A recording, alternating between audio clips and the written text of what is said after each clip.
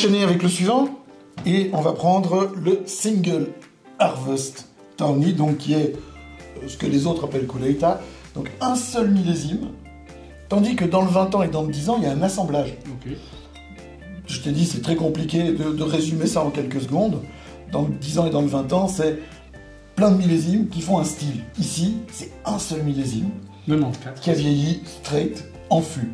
Et ce qui est important quand on achète un vin comme celui-là, un Single Harvest, c'est de trouver la date de mise en bouteille. J'ai pas mes lunettes, donc je ne sais pas si elle est dessus. Il faut chercher, le lot doit être quelque part dessus. Il faut trouver, ça doit être mis quelque part, il faut le trouver. Et enfin bref, parce qu'en fait, le Single Harvest, ça ne vieillit pas en bouteille. Autant le LBV, tu peux le garder, ou le Vintage, qu'on verra plus tard, tu peux le garder. Autant un Single Harvest, tu l'achètes, tu le consommes. Ok. Il ne gagne rien à vieillir. Il est à maturité. Mais il va devenir moins bon en gardant? Non, Non. mais il ne gagne rien. C'est exactement comme n'importe quel alcool. Ok. Tu fais un whisky de 15 ans, tu le gardes 10 ans, ça ne devient pas du 25 ans. C'est du 15 ans que tu as bu 10 ans trop tard. Mais je ne dois pas le boire tout de suite. Non. Je peux le conserver. Tu peux le garder si tu veux, en te disant oui, allez, je le boirai à l'occasion, mais il ne s'améliore plus. Donc il n'y a pas de raison de le laisser vieillir super longtemps. Et ça, on va le combiner avec Un vieux Gouda. Brokkelkaas, comme on dit aux Pays-Bas. Rijpenaar, c'est aussi une belle histoire. Ça, c'est une entreprise fromagère, Wijngaard Kaas, qui achète des Goudas sur le marché de Gouda. Ils achètent des Goudas jeunes de 18 kg. Et puis, ils les amènent à Woerden, près d'Utrecht. Donc là, on est au centre des Pays-Bas. Ouais. Et ils ont acheté, le long du Vieux Rhin, une ancienne bâtisse qui était sur les quais et qui était un entrepôt.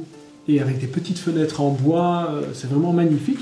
Et en fait, tous les salles d'affinage, c'est tout en bois, sur 5 étages, que du bois, des petites fenêtres en bois. Et eux, les fromages jeunes de environ 6 semaines, ils les mettent là et ils les affinent jusque minimum 24 mois et celui-ci même 36 mois. D'accord. Et donc, à la base, le Gouda est toujours un peu coloré. On met un peu de carotène pour donner une couleur. Mais cette couleur, comme tu vois ici, qui est vraiment, on tire vers de l'orange, vraiment un Du peu bronze, bronze, presque, ouais. et bien ça véritablement, ça vient de l'affinage. Et comme tu vois ici aussi, Ah, alors ça, ce ne sont pas des grains de sel, et il faut le dire aux gens. c'est quoi? C'est du lactose. Non, c'est un lactase ou un truc comme ça. Un non acide aminé, Acide aminé, ouais. c'est la tyrosine. La Donc, tyrosine, c'est ça. il n'y a pas beaucoup de sel dans ce fromage. Les gens disent « Oh, c'est croquant, on mange des du grains de sel. sel, ouais. Il n'y a pas du tout de sel. On ajoute un petit peu de sel en faisant le fromage et en affinant, mais il n'y a quasi pas de sel. Et de toute façon, c'est impossible physiquement que les grains de sel reviennent et se reforment à un moment. Si même il y avait du sel dedans, il aurait été fondu dans le lait. Et donc, c'est techniquement impossible. Et quand les gens te disent « Oh non, moi, il y a trop de grains de sel dedans », moi, en général, je gifle d'abord et puis j'achève à coup de talon. Et donc ici, texture très cassante au départ. Après, ça devient très gras. Vraiment, ça fond Bouche, ouais. avec des arômes très sur le caramel. Hein. Ouais. On est vraiment sur le On caramel. est dans la famille ici. Avec le 94, on est là-dedans sur ce côté caramel, ce côté de nouveau de l'orange amer, mais de l'écorce. Tu vois, presque comme quand on a un truc avec le chocolat, là, les orangettes. Ah oui. Tu vois, très amères quand elles sont bien faites. On est vraiment dans cette famille-là. Et donc, ce côté un peu cacao aussi, Enfin, amer, mais bien sûr, c'est la même famille. c'est quoi. ça. C'est vraiment la même famille. Et en plus, ici, le côté fondant, qui est très puissant en bouche, va de nouveau être un peu nettoyé par la fraîcheur, l'acidité de ceci. Et je dis fraîcheur volontairement. 94, c'est relativement âgé. Et c'est quand même très frais en bouche. Quoi. Ok. C'est une élégance rare. Le Single Harvest, donc ce millésime qui vieillit longtemps en fût. Donc on est dans une catégorie, si tu veux jouer une hiérarchie, j'aime te dire, j'aime pas ça, mais on est au-dessus du LBV, on est à l'équivalent du vintage. Des vins rares, il faut bien dire, un poil plus onéreux que la moyenne. Et c'est... moi j'aime beaucoup ce genre de truc.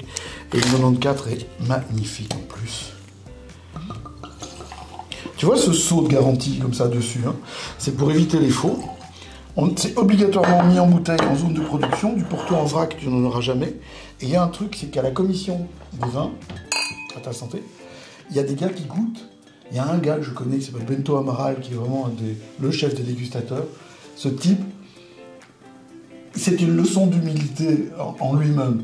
Tu le vois et juste tu fermes ta gueule et après tu vois que tu sais goûter du vin, mais juste tu balbuties. Quoi. Et c'est eux qui mettent le seau. C'est eux qui donnent aux producteurs le droit de mettre en bouteille un lot.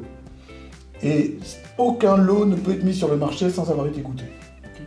Tous les lots sont goûtés par un jury d'experts à l'aveugle.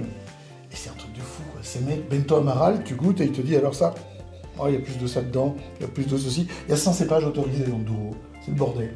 Et le gars, c'est un gars qui est dans une chaise roulante, il a eu un accident dans sa jeunesse. Il a un palais, un odorat, une mémoire. Une historique aussi de... Dingue. J'ai assisté à quelques masterclass données par lui, et juste après, tu fermes ta gueule. Tu vois tous les mecs qui t'emmerdent en disant ça sent la proute d'ours, oh, la patte de canard et tout. Le mec, il te dit alors ça vient de tel village, tel cépage, et tu fais et puis tu regardes l'affiche. C'est ça les belles rencontres. Ah ouais, c'est immense, immense.